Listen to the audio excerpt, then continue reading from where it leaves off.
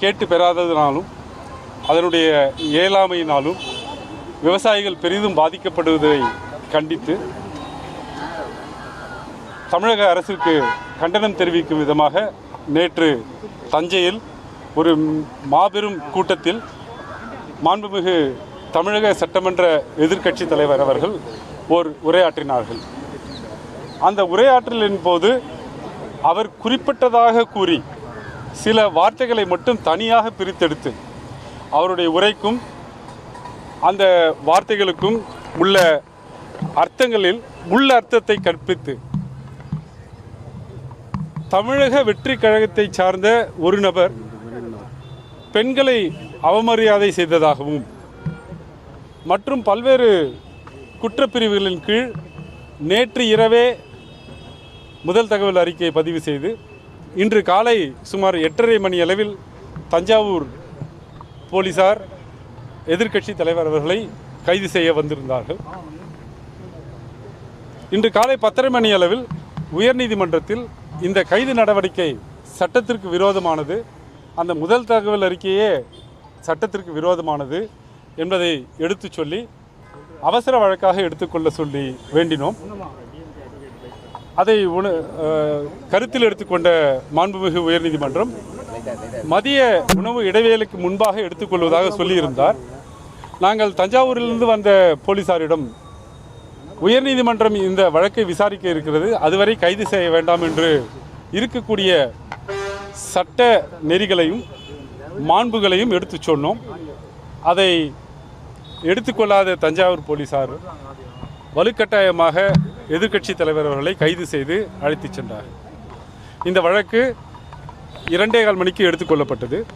மதியம் ஒரு மணி அளவில் விசாரணைக்கு எடுத்துக்கொள்ளப்பட்ட போது அரசு தரப்பில் எதிர்க்கட்சி தலைவர் அவர்கள் ஏற்கனவே கைது செய்யப்பட்டு விட்டார், அதனால் முன்ஜாமீன் நிலைக்கத்தக்கதல்ல என்று வாதாடினார்கள். நாங்கள் சென்னை உயர்நீதிமன்றம் எப்படியெல்லாம் மனித உரிமைகளை காக்கக்கூடிய நீதிமன்றம் என்பதை எடுத்து சொல்லி சில நிகழ்வுகளில்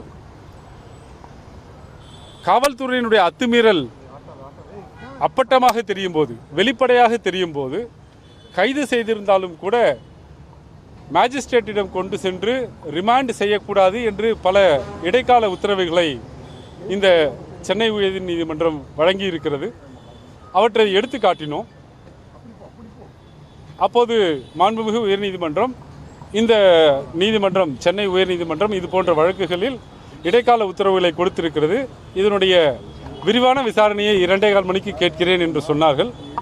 2:15 மணிக்கு வழக்கு எடுத்துக்கொள்ளப்பட்ட போது மரியாதைக்குரிய தமிழக அட்வொகேட் ஜெனரல் அவர்கள் காவல்துறையினருக்கு எதிர்க்கட்சி தலைவரை நீதிமன்றம் கொண்டு சென்று ரிமாண்ட் செய்யக்கூடிய எண்ணம் ஏதும் இல்லை, நாங்கள் காவல் நிலையத்திலேயே விசாரித்துவிட்டு அவருடைய வாக்குமூலத்தை பதிவு செய்த பிறகு அவருடைய சொந்த ஜாமீனில் விடுவிக்கப் போகிறோம், காவல் நிலைய ஜாமீனில் விடுவிக்கப் போகிறோம் என்று சொன்னார்கள்.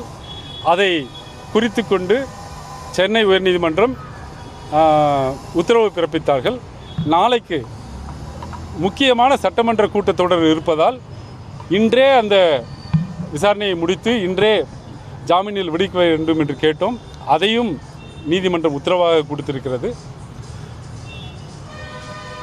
இம்ரான் பிரஜாதிபதி என்ற வழக்கில் மாண்புமிகு உச்சநீதிமன்றம் பிரிவு 196 வழக்கு பதிவுக்கு முன்பாக ஒரு காவல்துறை ஆய்வாளர் என்னவெல்லாம் செய்ய வேண்டும் என்று ஒரு நீண்ட ஒரு வரையறையை கொடுத்திருக்கிறது. அந்த வரையறையை தெரியாமல், தெரிந்தும் புரியாமல், புரிந்தும் அதை உள்நோக்கத்தோடு காவல்துறை பின்பற்றாமல் இந்த வழக்கை பதிவு செய்து எதிர்க்கட்சி தலைவரை எப்படியாவது கைது செய்து நாளை அவர் சட்டமன்றத்திற்குள் வரக்கூடாது என்று திட்டமிட்டார்கள். வழக்கம்போல் நீதிமன்ற உத்தரவால் மற்றொரு முறை சர்வாதிகாரம் தமிழ்நாட்டில் தடுக்கப்பட்டிருக்கிறது. தேங்க்யூ.